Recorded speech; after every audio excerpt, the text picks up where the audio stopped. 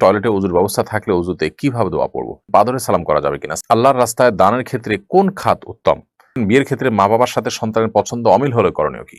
শুক্রবারে কি নফল সিয়াম রাখা যাবে? আমি এখনো ছাত্র।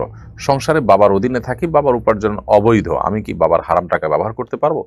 আমাকে একজন বলেছে হালাল খাওয়ার চেয়েও নাকি বেশি জরুরি পর্দা করা। আমি এই বিষয়ে আপনার কাছে জানতে চাই। মহৎ লক্ষ্য পূরণের পর মিষ্টি বিতরণ অনুষ্ঠান করা জায়েজ আছে কিনা? মোহাম্মদ জয়নুল আবেদিন তারিনী আইডি থেকে আপনি লিখেছেন পাদরে সালাম করা যাবে কিনা? সালাম মুখে দেওয়ার জিনিস। আসসালামু আলাইকুম রহমতুল্লাহি ওয়া বারাকাতুহু এইভাবে সালাম প্রদান করবেন, সেটাই সালাম। সালামের সাথে পা ধরার কোনো সম্পর্ক নেই। কনিকা হোসাইন আপনি লিখেছেন টয়লেটে ওযুর ব্যবস্থা থাকলে ওযুতে কিভাবে দোয়া পড়ব? টয়লেটে ওযুর যদি ব্যবস্থা থাকে তাহলে সেক্ষেত্রে ওযুর দোয়া তো টয়লেটে পড়তে পারেন না, যেহেতু আল্লাহর নাম সেখানে আছে। এজন্য আপনি বাহিরে দোয়া পড়ে তারপর ভিতরে ঢুকে হাত দিয়ে ওযু শুরু করে দিলেন, অর্থাৎ ঠিক টয়লেটের বাহির থেকে দোয়াটা পড়ে নিয়ে আপনি ভেতরে চলে গেলেন, অথবা দোয়া মনে মনে পড়লেন। এমনি কাবির আপনি লিখেছেন আল্লাহর রাস্তায় দানের ক্ষেত্রে কোন খাত উত্তম? আপনি আল্লাহর জন্য যদি দান করতে চান তাহলে সাদকা জারিয়া, যে দান দীর্ঘমেয়াদে থাকবে তার উপকারিতা, সেটাতে আপনি দিবেন। এরপর যেটাতে দানের প্রয়োজনটা অনেক বেশি থাকবে, কোথাও মসজিদের নিড অনেক বেশি থাকতে পারে, কোথাও টিউবওয়েলের নিড বেশি থাকতে পারে, যেখানে যেটা নিড বা প্রয়োজনটা বেশি থাকবে সেটাকে আপনি প্রায়োরিটি দিয়ে দান করবেন। দুঃখমি আপনি আইডি থেকে লিখেছেন শুক্রবারে কি নফল সিয়াম রাখা যাবে? বীজের রোজা রাখতে গিয়ে যদি শুক্রবার এসে যায় তাতে কি কোনো সমস্যা আছে কিনা? শুধু শুক্রবার হিসেবে রোজা রাখা সেটা নিষেধাদেশে। তবে বীজের রোজা, যে চন্দ্র মাসের 13, 14, 15 এই দিনগুলো রোজা রাখতে গিয়ে মাঝখানে বা কোনো একটা পর্যায়ে যদি শুক্রবার পড়ে যায় তাতে কোনো অসুবিধা নেই সেদিন রোজা রাখাতে, কারণ আপনি শুক্রবার হিসেবে রাখেননি, আপনি রেখেছেন বীজ হিসাবে। যেমন আমরা রমজানে শুক্রবার পড়লেও সেটাতেও রোজা রাখি, কারণ সেটা শুক্রবারের কারণে রাখিনি, আমরা রমজান মাস হিসাবে রেখেছি।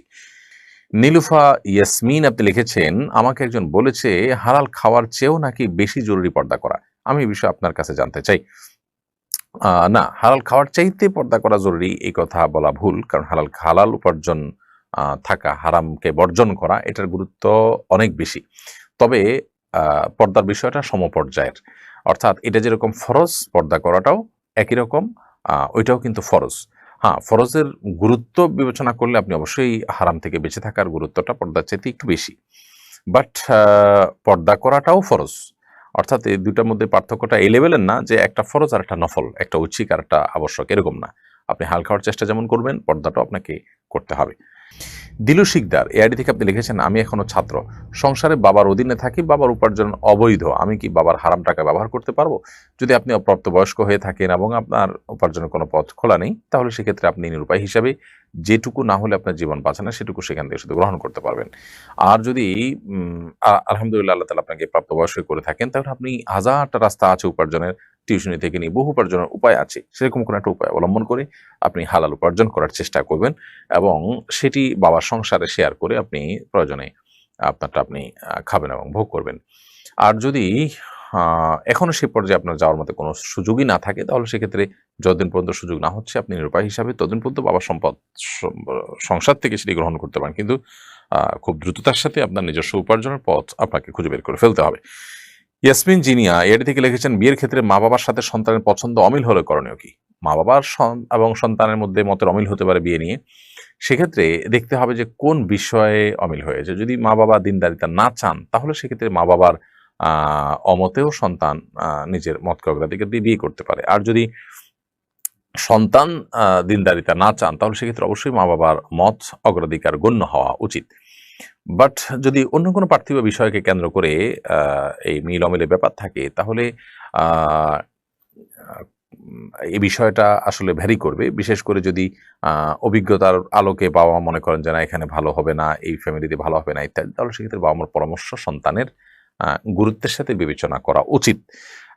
কোনো কারণে যদি আপনার ঐক্যমতে পৌঁছা সম্ভব না হয়, তাহলে সেক্ষেত্রে বিবাহ যদি সন্তান করবে তার মতামতকে মা বাবার অগ্রাধিকার দিয়ে নিজেদের মতকে স্যাক্রিফাইস করা উচিত, যদি কোনোভাবে তারা মিউচুয়াল আসতে না পারেন, যেহেতু এখানে মূল অভিমতটা বা মূল সিদ্ধান্তটা তারই, কিন্তু বাবা মার সিদ্ধান্তটা তার জন্য সহায়ক এবং সন্তানেরও বাবা মার সিদ্ধান্তকে শ্রদ্ধার সাথে দেখা উচিত যদি সেটা যুক্তি কোনো গ্রাউন্ড থেকে হয়।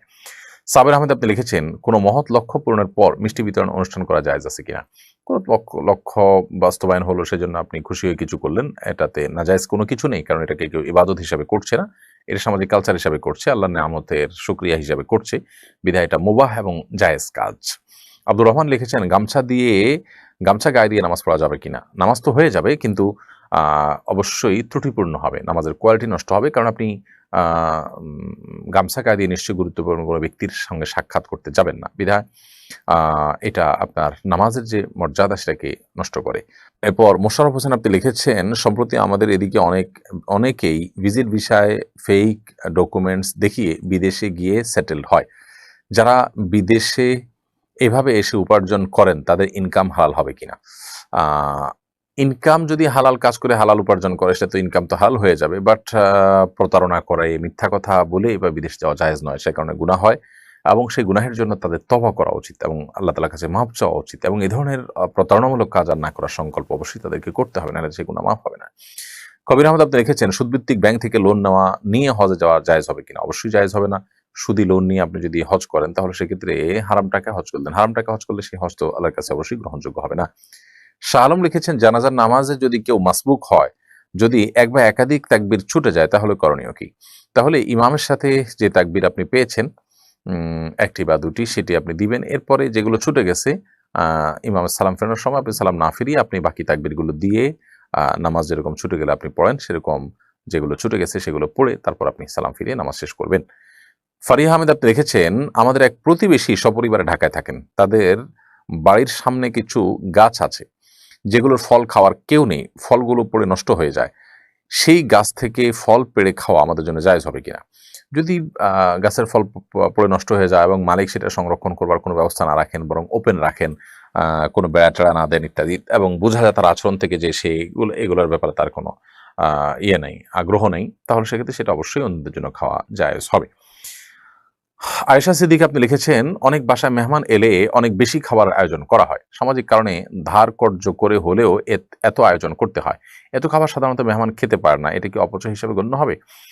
দেখুন, এটা সবসময় অপচয় হিসেবে গণ্য হবে না, এটা নির্ভর করবে যে কি পরিমাণ করেছেন সেখানে, আহ, অপচয়ের মধ্যে এটা পড়ে কিনা তার উপর নির্ভর করবে। তবে সন্দেহাতীতভাবে এটি প্রশংসনীয় কোনো কালচার নয়। সাহাবা ইকরাম খুব বেশি অকৃত্রিম ছিলেন। তাদের একটা বৈশিষ্ট্য হলো যে কানু আকাল্লুহুম তাকাল্লুফা, তারা অকৃত্রিম ছিলেন অনেক বেশি। তো কৃত্রিমতা থাকা এটা ভালো জিনিস না। আমরা মেহমানের জন্য অনেক বেশি করলাম, এরপরে মনে করলাম যে আরে এত কিছু করতে হলো, আমার কষ্ট হয়ে গেল। একসময় আমরা মেহমান চলে গেলে নিজেরা আক্ষেপ করি, আবার মেহমানের সামনে বলি না কিছুই করতে পারলাম না। এই যে ফর্মালিটিস গুলো বা এই যে আমাদের আপনার সামাজিক কালচারগুলো, এগুলো ভালো জিনিস না আসলে। আপনি সাধ্য অনুযায়ী করবেন, মেহমানের জন্য একটা ভালো কিছু তো করবেনই, কিন্তু সেটা যেন সীমা লঙ্ঘনের পর্যায়ে না যায় এবং এগুলো বেশিরভাগ ক্ষেত্রে লোক দেখানো, লৌকিকতা পর্যায়ে চলে যায়। এটা যেন না হয়, এটা খেয়াল রাখতে হবে।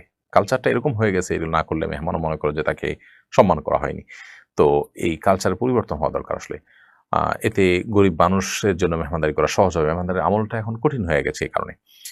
কিবরিয়া ভূঁইয়া ইয়ার্ডি থেকে আপনি লিখেছেন, কোম্পানি বিভিন্ন জায়গায় যাওয়ার জন্য আমার জন্য নির্ধারিত ভাড়া দেয়। আমি যদি রিকশায় না গিয়ে হেঁটে বা অন্য কোনো উপায়ে কোম্পানি থেকে রিকশা ভাড়া নিয়ে নেই, উক্ত ভাড়া কি হালাল হবে? আপনার জন্য যদি থোক বরাদ্দ থাকে, যে টাকা আপনি পাবেন ফিক্সড, আপনি কি করলেন না করলেন এটা দেখা দেখি নাই, কোম্পানি আপনার কাছে বিল ভাউচারও চায় না, তাহলে সেক্ষেত্রে আপনি এটা নিতে পারেন এবং হেঁটে গেলেও আপনি এই টাকাটা ভোগ করতে পারবেন। যে এক জেলা তার জেলায় গেলে থোকে বরাদ্দ আছে আপনার জন্য, আপনি কীভাবে যাবেন সেটা আপনার ব্যাপার, তাহলে এই টাকা আপনি নিতে পারেন। আর যদি ব্যাপারটা এরকম হয়েছে না, আপনার এই জন্য ভাউচার জমা দিতে হবে এবং আপনি কোন বাহনে যাচ্ছেন তার উল্লেখ করতে হবে, যা খরচ সেটা আপনি পাবেন, একটা লিমিটেশন আছে হয়তো বা, কিন্তু এর মধ্যে কমও হতে পারে, বেশিও হতে পারে, থোক বরাদ্দ না আর কি এক কথায়, তাহলে সেক্ষেত্রে আপনি এটা করতে পারেন না, কারণ সেক্ষেত্রে এটা মিথ্যা হয়ে যাবে সরাসরি। এমডি হেলাল হোসেন আপনি আমাদের ইউটিউব চ্যানেলে লিখেছেন, বিদেশি কোনো সংস্থার কাছ থেকে মসজিদের বাজেট নিয়ে মসজিদ নির্মাণ করা যাবে কিনা? কোনো অসুবিধা নেই, বিদেশি কোনো সংস্থা যদি আপনাকে মসজিদের জন্য টাকা দেয়, আপনি সেই টাকাটা নিয়ে মসজিদ করতে পারেন। সাধারণত মুসলিম দেশগুলো বা মুসলিম দেশ না হলেও অমুসলিম প্রধান দেশে অনেক মুসলিম সংগঠন এ জাতীয় বাজেট দিয়ে থাকে, এটা গ্রহণ করতে কোনো অসুবিধা নেই।